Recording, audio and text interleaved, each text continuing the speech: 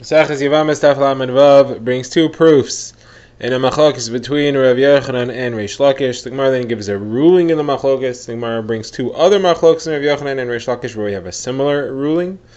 Then the Gemara will go back to our Mishnah, show that Rabbi Elazar argues on the Mishnah, and that Rabbi Meir and Rabbi Elazar seem to hold the same opinion. Let's begin the daf. We've been discussing machlokes between Rav Yochanan and Reish Lakish. What happens if a woman performs chalitza? She falls to Yibum and she does chalitza, and then it's found out that she's pregnant. So she was pregnant at the time of the chalitza, but she miscarries the child, or the child doesn't survive to be considered to be a viable child. Is that chalitza during pregnancy a kosher chalitza, or is it a pasach chalitza? Reish Lakish says it's a pasach chalitza, she needs another chalitza, and Rav Yochanan says it's a kosher chalitza. So the Gemara had seen a machlokes between Abaye and Rava, whether they also argue over whether they did Yibum, and if that Yibum counts at that time, or if she needs another Yibum. So the Gemara is bringing a brisa, which the Gemara wants to say seems to be a kasha on Reish Lakish. It also happens to be Rava's version of Reish Lakish's opinion. So the brisa says as follows: somebody who does Yibum, he marries his Yevama, and then it turns out that she was pregnant at the time of the Yibum. So she has a tzara, says the brisa. That tzara is not allowed to get married until she gives birth. Now, if she gives birth, then that shows that she was never falling to Yibum in the first place, and therefore the tzara is free to go to the shuk, just like she was free to go to the shuk. Now, that's if she gives birth to a viable child. If she miscarries, then at that point, it should be dependent on the machlokes of Yochanan and Reish Lakish. Now, the way this brisa phrases it is that the tzara, cannot marry whoever she wants, because maybe the child will survive. And if the child survives, then it turns out that the Yibum that was performed was not a good Yibum, because she never fell to Yibum. She didn't have a Yibum. She had a child. Her husband had a child. So the Yibum was no good. And the only thing that frees her to go to the shuk to marry whoever she wants is actually the birth of the child. So until the child's born, that's why the tzara cannot go and marry somebody else. So the Gemara says this is clearly a proof against Reish Lakish, because according to Reish Lakish, even if the child would prove to be non-viable, she would still not fall to Yibum. She would fall to Yibum, but the Yibum that was done would still be a possible Yibum. Again, Reish Lakish's opinion is that even if the child's an Ephah, the child miscarries, and she does fall to Yibum, the Yibum that was done at that time is still no good. So why does the Mishnah have to say maybe the child will live, and therefore the Yibum was no good? The Mishnah should just say Yibum at the time of pregnancy is no good. So Gemara says that Reish Lakish will explain it as follows. What the Mishnah means to say is, of course, Yibum at any time during pregnancy is no good, whether the child survives or doesn't survive. You just may say, what's your concern? Your concern is that the child will not survive, and if the child doesn't survive, then she fell to Yibum, and the Yibum was no good, you need another Yibum, and that's why the tzara can't marry somebody else, because she has a zika to Yibum. So Reish Lakish says, so the Mishnah says as follows: you're afraid that maybe the child will die, and therefore the tzara doesn't have a kosher hechsher to go to the shuk. So why do you just say Raiv? Most pregnancies end in a live birth. That's fine. So even while the woman's pregnant, we should let the tzara marry whoever she wants, because Raiv says that this pregnancy will end with a viable child, and therefore the tzara is free to go to the shuk. Why do we say, well, maybe it won't? So the answer to that is that even on the possibility that the child will live, even on the rove possibility that the child will live, she still can't go to the shuk, because she is not free to go to the shuk until the child is actually born. During the pregnancy, she cannot marry whoever she wants. It's the birth of the child that paters her from the zika to Yibum. Okay, now the Gemara says that Rav Elazar said that Reish Lakish's halacha should have a Mishnah that says it explicitly. Reish Lakish is saying a very central halacha. He's saying that a chalitza or a yibum performed during pregnancy doesn't work even if the child miscarries.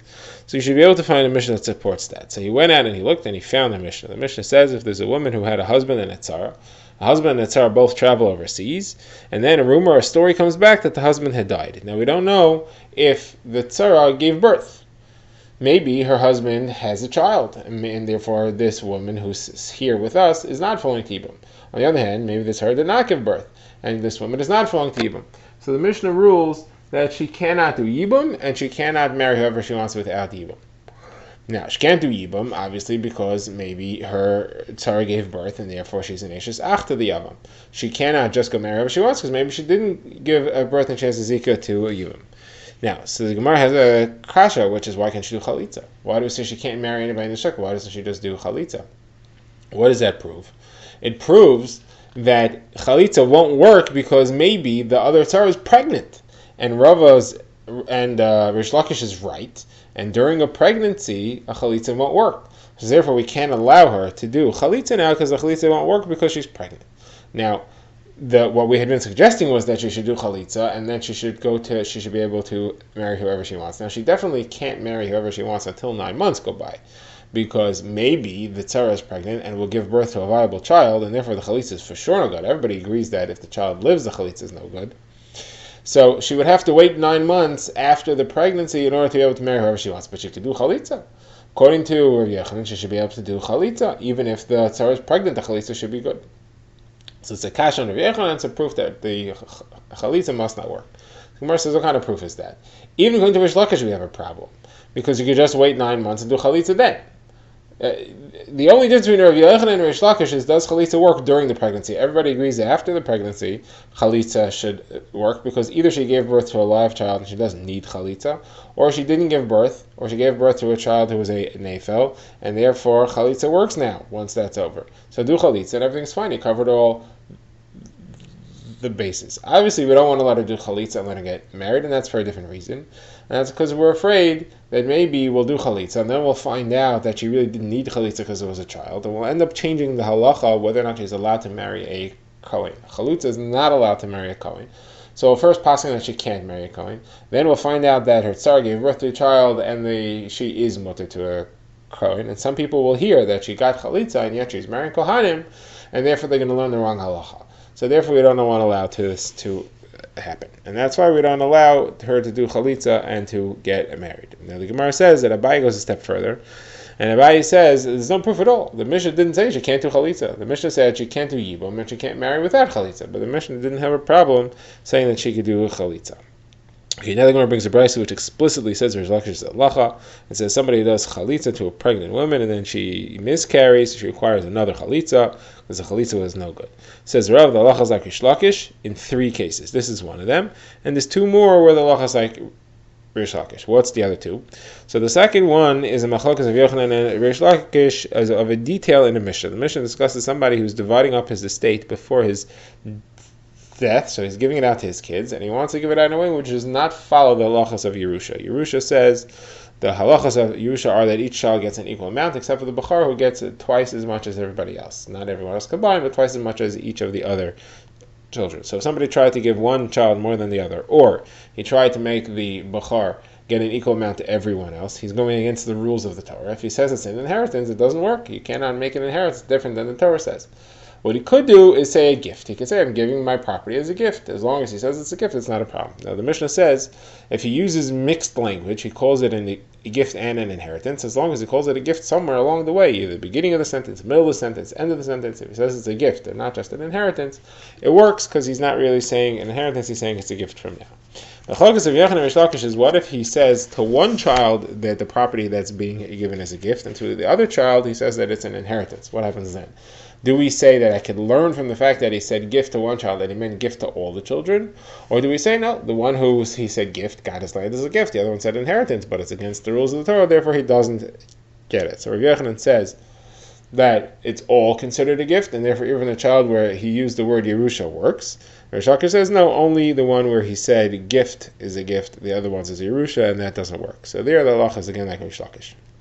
And the third case, where the halacha is like Rish Lakish, is talking about a similar scenario. It's where a father writes over, he writes a shtar that all his land, all his property is being given to his son, but that the transfer doesn't take effect until after the death of the father. Now the question is, can the father sell his land or not? So the Mishnah says the father can't sell the land and the son can't sell the land. The father can't sell the land because it's going out of his possession as soon as he dies. and therefore if he sells it, it doesn't belong to the buyer. The son can't sell the land because it's not his yet. What each can do is sell the rights that they have. The father can sell the rights to get the produce of the land until the time is up, until he dies. So if he sells it to someone else, that buyer owns the land until the death of the father. The son can sell the land, and he'll sell the right to get the land after the father dies, and then the buyer will get the land after the father dies. The question happens, the Machlokes of Yochanan and Reish Lakish, is what happens if the son sells the land, and then the son dies before the father? So the son never got hold of the land. Does the buyer get the property after the father dies or not? The son sold something which he never ended up getting. He sold a right which he never got. So the Machlokes of Yochanan and Reish Lakish, Yochanan says the buyer doesn't get anything because the fact that the son sold the property just means he sold a right which was going to occur. All he had was a future potential right. That potential right was never realized. It's valueless, and the buyer got nothing. Reish Lakish disagrees. Reish Lakish says, no, the father doesn't have anything. The father gave away the right to the property after he dies. The son passed that right on to somebody else. That was a solid right which he has, even if he himself never got that right. Okay, now the Gemara goes back to Mishnah, refers to the Mishnah. We had seen there that the halacha is if somebody marries a woman if someone does yibum to a pregnant lady, so he put himself in a suffix situation. Had the child been born and been healthy, then he was marrying an eshesach. On the other hand, if the child were to die or to miscarry, then he did a good yibum. So the Gemara says, the Mishnah had ruled that if the child doesn't survive long enough to be considered a viable child, then he's allowed to stay married to the Yavam. The Yavam who did Yibum to the Yevama is allowed to stay with her. So Gemara says that Rabbi Eliezer disagrees. Rabbi Eliezer says we fine him, we penalize him because he put himself in a case of a suffix eshesach, and therefore he has to separate from her. And even if he didn't do an isur eshesach because the child ends up not surviving, he still can't stay married to her. The Gemara says that's the same as Allah said by Rabbi Meir. Rabbi Meir is talking about a case of somebody who marries a woman who is pregnant or nursing after the death or the divorce from her husband. Now, this halacha is midrabanan, one is not allowed to marry a woman who is pregnant and nursing a child of another man. This man went ahead and he did it. So the Machlokes Rabbi Meir and the Chachamim if he's allowed to stay married to her or not. The Chachamim say he is allowed to, he can't stay married to her as long as she's pregnant or nursing the child. However, once the pregnancy or the nursing ends, then he's allowed to return to her. Rabbi Meir says we knas him, we fine him, we penalize him for violating a halacha, and therefore he's not allowed to marry her forever. So the Gemara says, you see, Rabbi Meir says we penalize him for violating our halacha. Rabbi Elazar penalized him for violating the halacha that he wasn't supposed to marry, he wasn't supposed to do yibum to a pregnant woman. And therefore, both those cases, there's a penalty for doing the wrong thing, even though it's chal midaraisa. So those are both the same. The Gemara says they're not necessarily the same. Very different. Rabbi Meir was talking about a knas on a derabanan. Rabbi Elazar was talking about a place where to put himself on a suffix deraisa. It could be, I could hear that either one would not agree to the other one. On the one hand, the Rabbanan is weaker, and therefore just because Rabbi Elazar holds in a suffix deraisa we penalize him, doesn't mean we penalize him in a suffix Rabbanan. On the other hand, the Rabbanan are weaker, and therefore they require penalties to strengthen their words. So it could be that Rabbi Meir says we would penalize him in a case of the Rabbanan, we would not penalize him in the case of a suffix deraisa. So therefore, it's not necessarily true that they agree to each other. Okay, now the Gemara brings a halacha. Rav Ashi said to Rav Hashai, the Rav Idi. It's before that. The Gemara says that Rava says that the Rabbanan who said that she, in the case of somebody who marries a woman who's pregnant or nursing another man's child, he has to separate from her at least until the pregnancy or the nursing ends. So he has to separate from her with a get. He has to divorce her. It's not enough to just separate from her without a get. You have to actually divorce her. And then once the pregnancy or the nursing ends, then he's allowed to go back to her. And Gemara says that our mission seems to say that way as well, because it says Yotzi, it says he has to send her out. It doesn't just say separate. Yotzi implies he has to actually divorce her. Now we get to Rav Ashi, who said to Rav Ashai to Rav Idi, we learned in the Mishnah, Rosh ben Gamliel says that if you have any child who lives for 30 days, then he's assumed to be a viable child. He's not considered to be a nefil.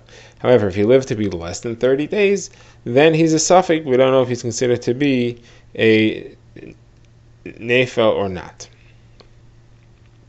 So now the Gemara says, what happens if somebody married a woman who had a child who was less than 30 days old from her first husband, and then it turned out that the child died, and therefore it's a suffix whether she actually is falling to Yibum or not. Now she's married to someone else. She's not married to her Yavam. She's married to a stranger. But he married her while she still had the child, and then the child died, and we don't know if she fell to Yibum because the child was considered to be a nefil or not. So what do we do? So the Gemara says that if her husband is not a Kohen, no problem, let him do Chalitza. If the husband's a Kohen, though, a Chalitza would passel her to Kahuna. She's not allowed to stay married to the Kohen. So here you have a Machlokas. Bisharshia, in the name of Rava, says that she has to do Chalitza anyway, and she becomes allowed to her husband. And Ravina says that no, in this case we allow her to stay married and we don't make them do Chalitza. We just assume that he's not considered to be falling to Yibum. Now, Ravina said to Misharshia, at night Rava said like you, and in the morning he said like me.